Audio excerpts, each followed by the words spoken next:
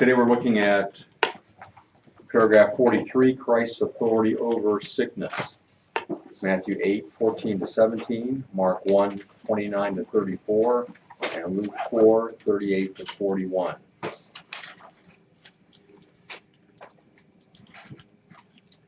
The first question, number 120, is what activity of Jesus does Matthew leave out of his account? Kind of a simple thing. Jonas? Leaving the synagogue. Right, leaving the synagogue. Any question? And notice that Mark says immediately he left the synagogue. Again, that word immediately is something that Mark is fond of. And let's see, number 121 then, whose house does Jesus enter? Yeah? Pardon me? Peter, right. Or Simon, you could have said as well. You're sitting in a different place today.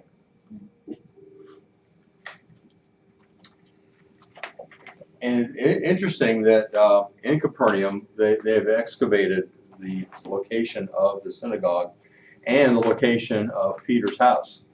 And it's just a matter of maybe 100 feet away, something like that. So if you think about that wall as being the wall of the synagogue, Peter's house would be about over here. So it's pretty close. I think there's like maybe one building or a couple of houses in between.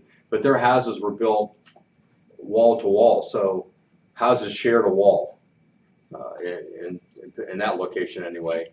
So it's interesting when they're excavating to see, you've got the rooms of this house, the rooms of this house, there's a wall, one wall between them.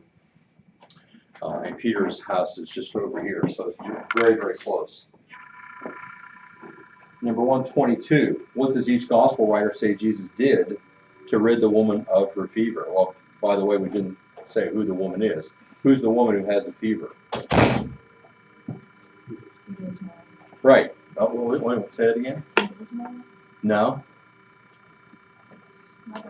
His mother-in-law. Peter's mother-in-law. She apparently lives with him. And so each gospel writer says Jesus did something. What does Mark say? Haley? Took her hand and by the rest of it? Nate? Lifted her up. Lifted her up. Took her hand and lifted her up. What does Luke say? No? Right. And then what does Matthew say? Landon? Jesus touched her hand and the fever left her. Right. Now, are those contradictory?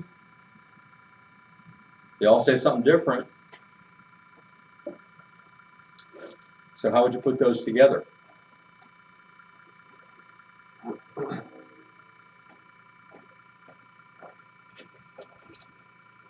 Could you put those in one sentence that puts it all together?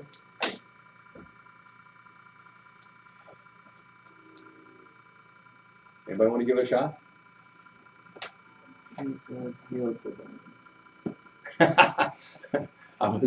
I was thinking about putting the particulars together, not just giving one overall statement, like a summary. Yeah, you're right. Can anybody put the particular elements together?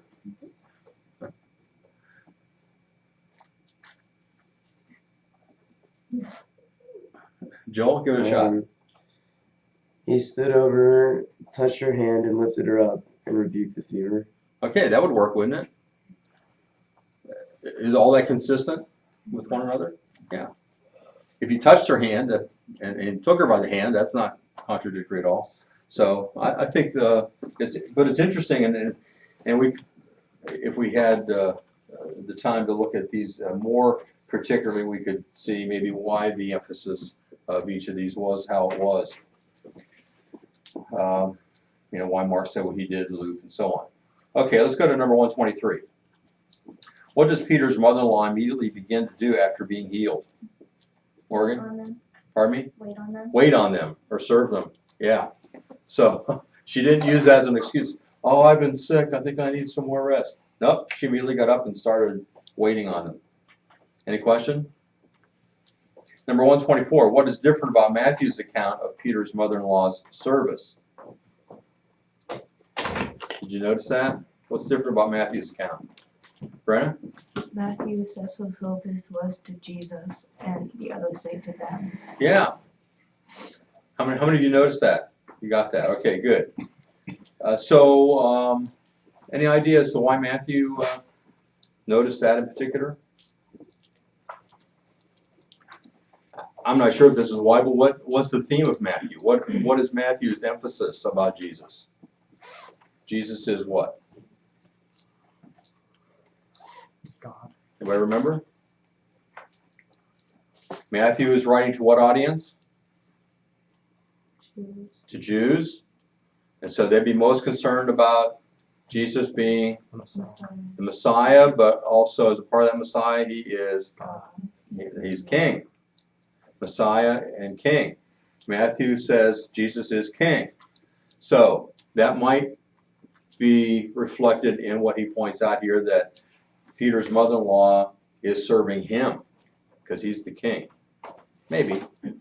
Just a thought. All right, then let's see, number 125. All three writers cite the time of day that those who were sick were brought to Jesus. Speculate, why might this be significant? Anybody figure out something there?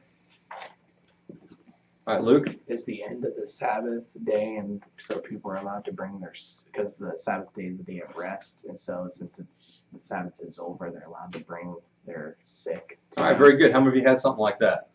Okay, I wish you'd raise your hands and volunteer. I think nobody has it. That is correct. That would be a bonus point.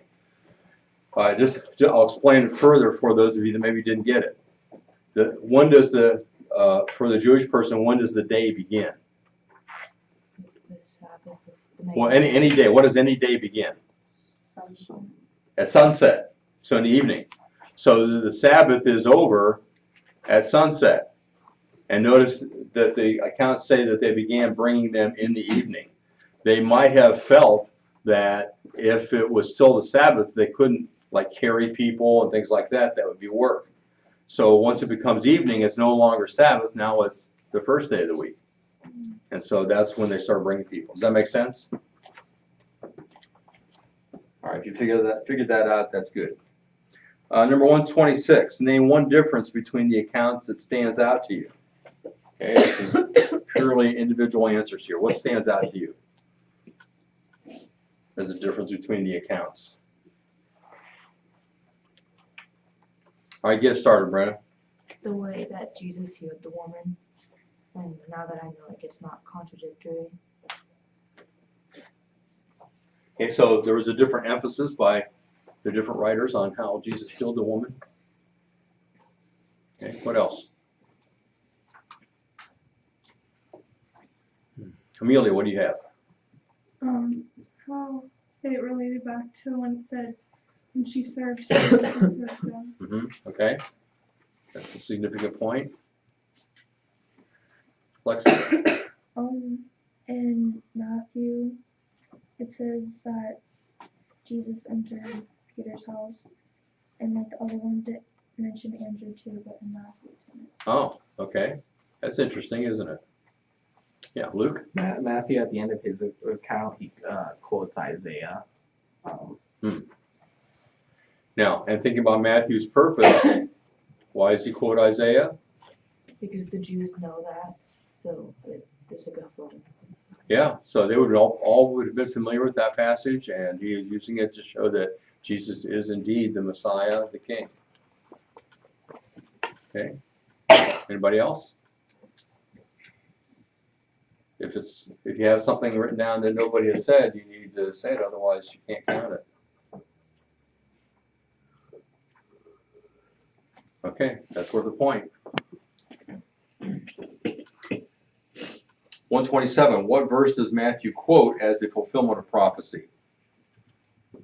Well, Brenda's already alluded to this. Landon? Isaiah 53:4. Right, which says, surely he has borne our griefs and carried our sorrows, yet we esteemed him stricken, smitten by God, and afflicted.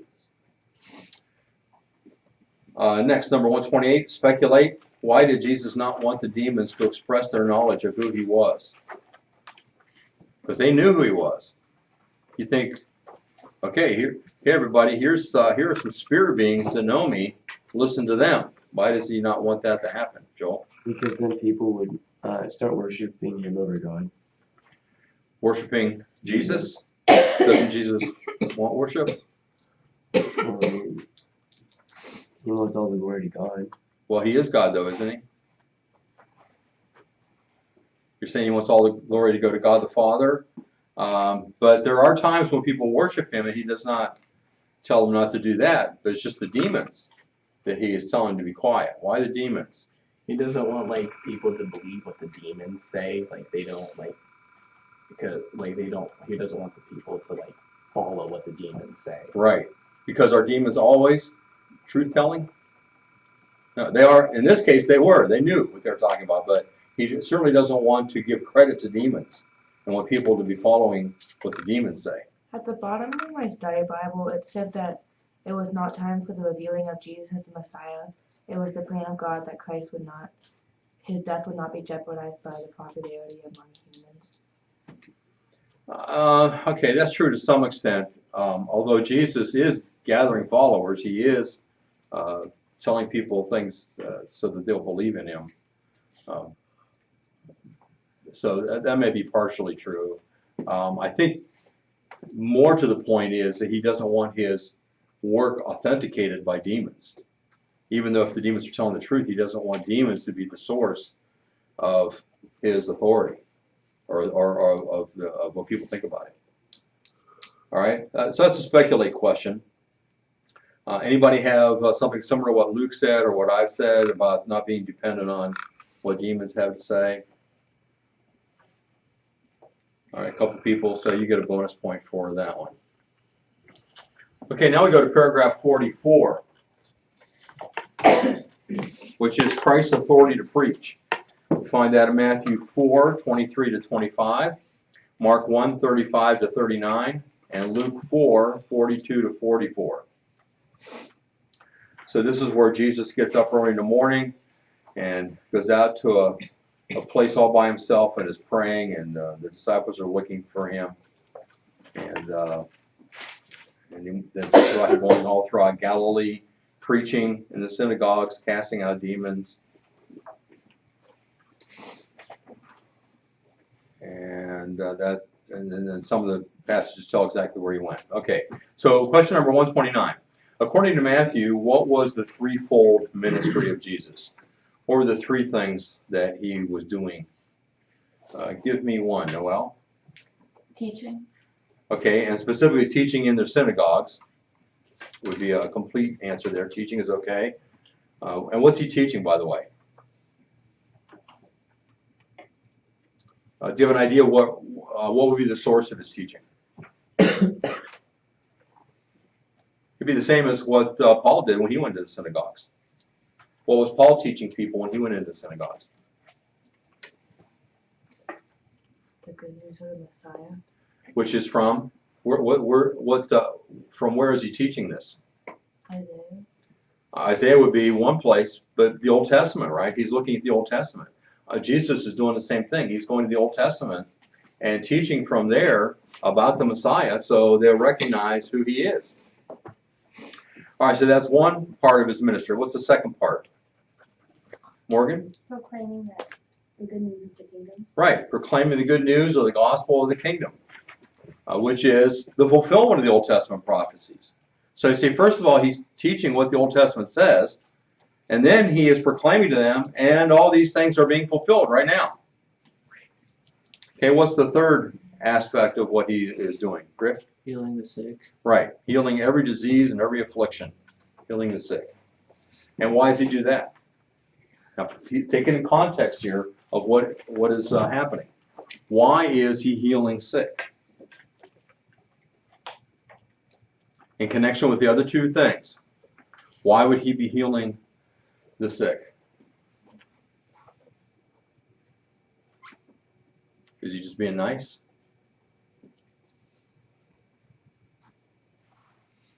Can you make the connection? Noel? Because of what it says in Isaiah about. the All right, so Messiah. he's fulfilling what it says in Isaiah, that the Messiah would do that. For the people that are right there, when they see him healing the sick, what relationship does that have with the message that he's just given them? Brenda? It's showing that it's true. Exactly. Jesus is healing the sick, not just so that sick people can feel better. He didn't come into the world to make people feel better. He came into the world to accomplish his purpose, which is to die for the sins of his people. And in order to demonstrate that what he is saying to them in the synagogues is true, he is performing supernatural works. It's not an end in themselves. Sometimes we think that. Oh, Jesus went around healing people just, because they were sick, and he healed them. But he didn't heal everybody necessarily. He did it to show who he was, and to show that his message was true. He didn't even do it to show who he was, apart from the message. Let me be clear about that. Some people have the mistaken idea that when Jesus performed miracles, it showed he was God. That's not true. There were other people throughout biblical history that performed miracles, didn't they? Yeah. It only showed he was God because of the message he gave, which is that he was God, and he is the Messiah. So the miracles authenticated the message of who he was.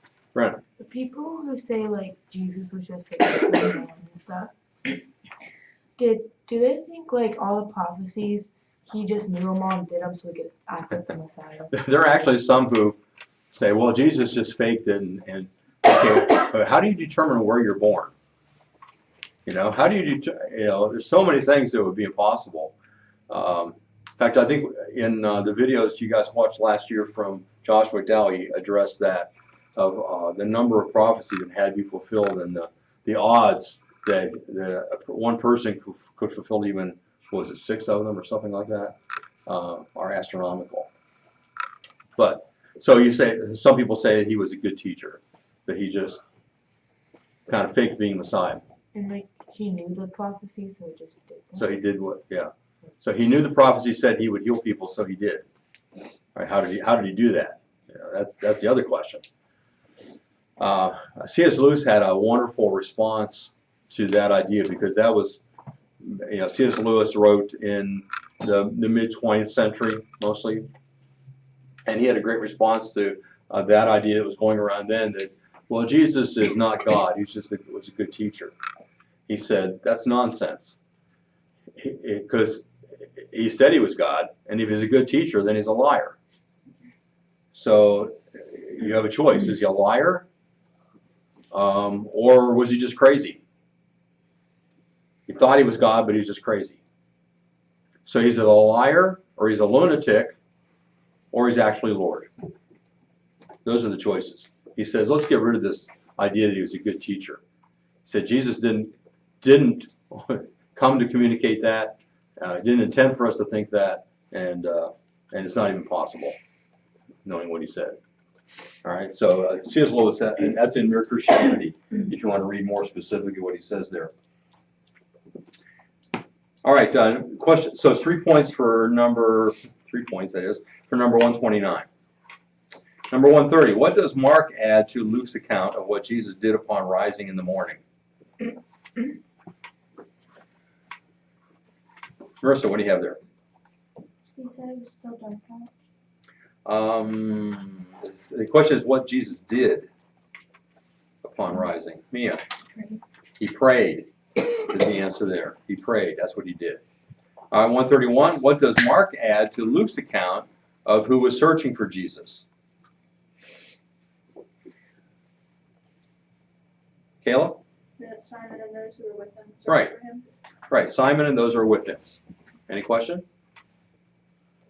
Number 132. What does Luke add to Mark's account of what Jesus said that he would be doing?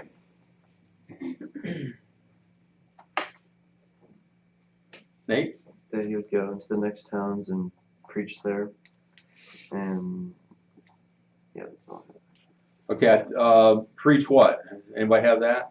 Luke? Preaching of the Word of God. The Word of God. I think specifically, does he say preach the good news Yeah. of the kingdom of God? Yes. Yeah, I think that's the what Luke adds, that he's preaching the good news of the kingdom of God. That's the important part that we needed to have on that one. How many of you had that in your answer? All right. Now, next you were to locate on the supplemental map the areas from which people brought sick people and followed Jesus, and to lightly color those areas yellow.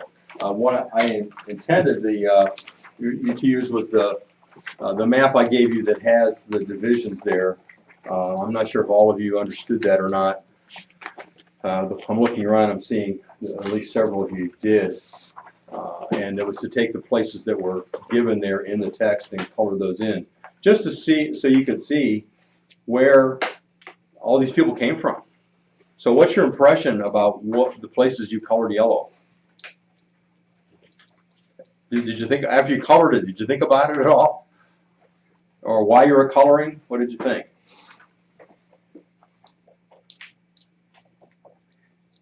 I'm thinking I don't have a yellow pencil. Is that the extent of what you were thinking?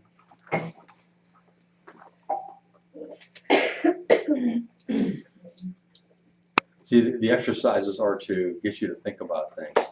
What would you think about this, Brenna? People traveled from far places just to get healed by the Messiah, and it showed the faith of them that they would travel that far just to. Right, very good. They came from a lot of different places. They came from far away places, and they had to have faith that Jesus would heal them to travel all that way in order to be healed by him. They had to, I mean, you're not going to travel that far if you don't think it's going to happen. All right? All right, let's take that page out of your notebook, make sure your name's on it, let's pass those in. In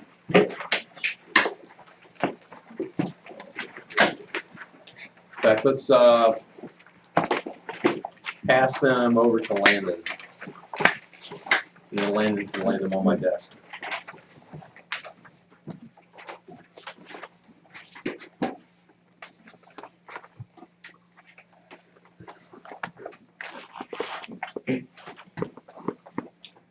All right, now let's go to paragraph 45.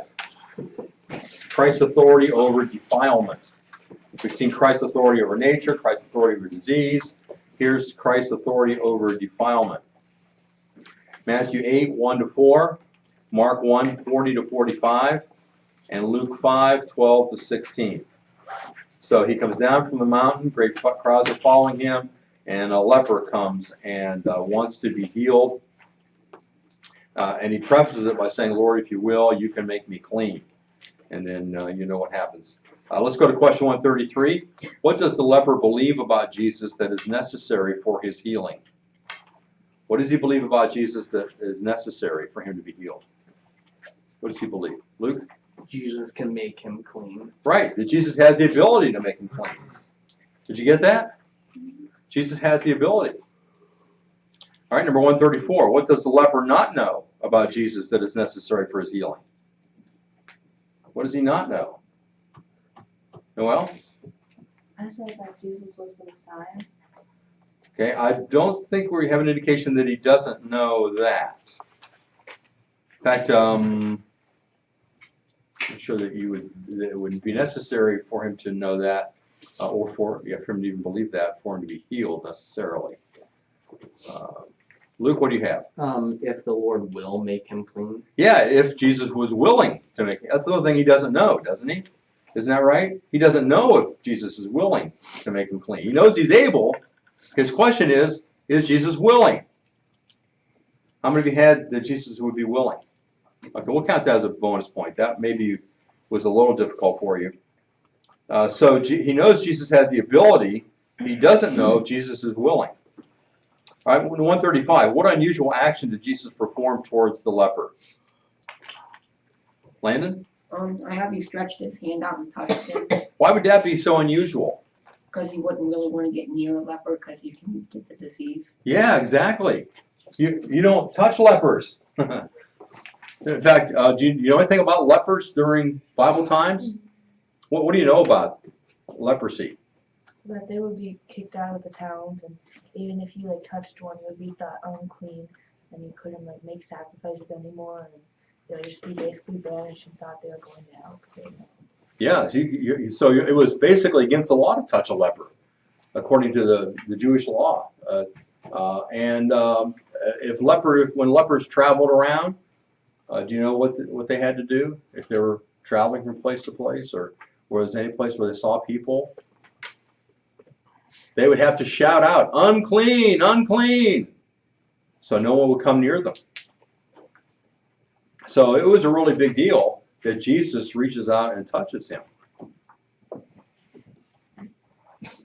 136, explain the twofold instruction that Jesus gave the healed leper.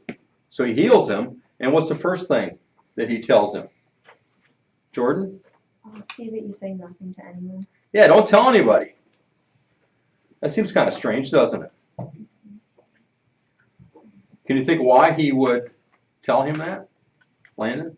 Because he didn't want people to know that he touched the leper, because wouldn't they say he was unclean then? Okay, that's possible. I hadn't thought about it that way. Yeah, that's possible. Any other reasons why he would tell the leper not to go tell anyone? Going off of what Landon said, just like Ray in the text said, he wasn't able to go into towns, and that would prohibit him from spreading the good news of the gospel. And that would prevent him? Because he couldn't go into towns because he's a leper. Even though he no longer has leprosy, he still is technically a leper. Well, I was talking about Jesus too. Like, if he touched a leper, he might not be able to go. Oh, okay, I see what you mean. All right, I was thinking you're talking about the leper. All right, but let's go ahead and talk about the leper. The leper is not allowed to go into towns, right? So if he goes into town to tell everybody about what Jesus did, then everybody's going to run away from him. He's going to cause a lot of problems. So he's told not to tell anybody because he'd still be considered unclean until the second part of the instruction. What's the second part, John? Go show the priest. Yeah, now why is he doing that? John? So that later they know that he can perform miracles and he's not like faking anything. Okay, so there's two reasons. One, so that the priests would know that Jesus is doing miracles, right? That's your point? What other reason is there to go to the priest? Luke? To be cleared by the priest. Exactly.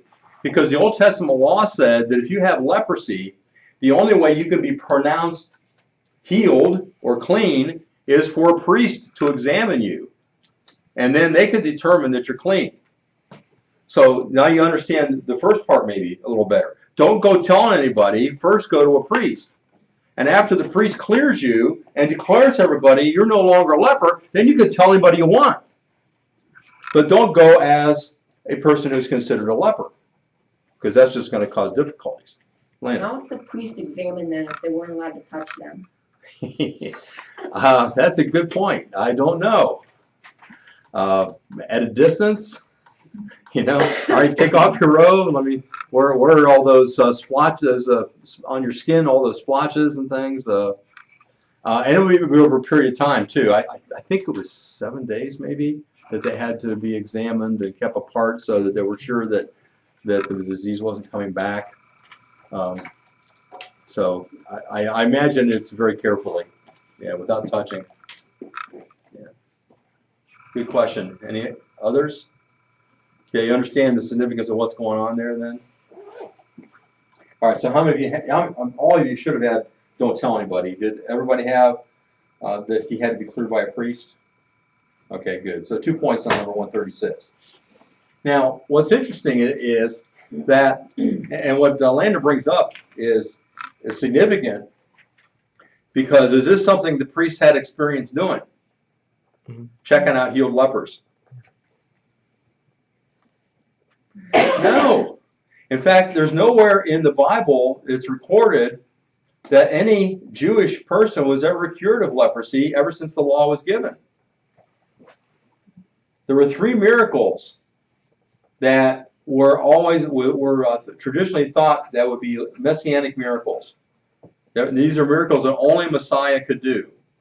And one of those was healing of a leper. So that's why it's significant to go to the priest too. Not only that the priest would know that Jesus healed somebody, but the priest knew that one of the prerequisites for being the Messiah is that you heal a leper. And that's what Jesus did. And they had never seen that happen before. In fact, they don't even know of it ever happening before. So in the Old Testament law, where it gives the guidelines for inspecting a leper, it may have been somebody who had a skin disease that went away on its own, because there's a lot of different diseases that could be classified as leprosy. But for someone who had the severe kind of leprosy that we hear about in the New Testament, no one had ever been healed. All right, 137. There was to be a full investigation. Here it is. I was off by a day. Lasting how many days? How many days? Everybody say it together. That was so quiet. 7. Oh, did you look up in Leviticus 13 and 14? Yeah, it was confusing. It kept Because like, it kept saying like it took 7 days, and then 7 if more it's days. suspicious, then 7 more days, and then 7 more days. It was like, so confusing. Oh, okay. And so nobody had 8? No, I had 14. 8 days is what it is. I had 14. All right, if you had 8, give yourself a bonus question. Apparently that was difficult. Wait a minute. I said how many had 8, and only 2 people raised their hand. I say you can have a bonus, and I hear shouts of acclamation. Oh yes, we got. So how many had 8? Oh, there's a few more hands than what I saw initially. Okay. Number 138, day 1. How many birds were offered in sacrifice? Everybody together. 2. Yes. 2. I hear something else. No, it was Lexi saying yay. She Oh. got it right. Oh, I thought it was a different number. Number 1, that's a point. 139, for 7 days there was intense, what? Investigation of the claim. Any question about the word you used? I put examination. Okay, that's good. Any others? Then the 8th day, we have 4 points for 4 different offerings that were given. What's the first one? Amelia. grain offering. Grain offering. I don't. One of them. Oh, okay, I see. I have that labeled as a meal offering. That'd be the same thing. Okay, meal offering or grain offering. What else? 2 male lambs without blemish. Okay, what offering is that? What? They have these offerings have names. I don't know. Do you see? I have a blank offering. Yeah. Yeah. Yeah. There's one word that goes before offering. Guilt. Guilt or sin offering would be one. Trespass offering and burnt offering. Okay, so the 4 I have are trespass, sin, burnt, and meal. Now your translation, I'm not sure what translation I got these out of. It may have a different word for those. Do you have a question about any of those? So it's grain, guilt, or sin, burnt, and trespass. Okay, grain would be meal. What else? Guilt or sin, Yeah, yes, burnt, and trespass. yes. Anybody else? All right, number 1. Oh, time is up. We're gonna have to. Oh, how many more do we have?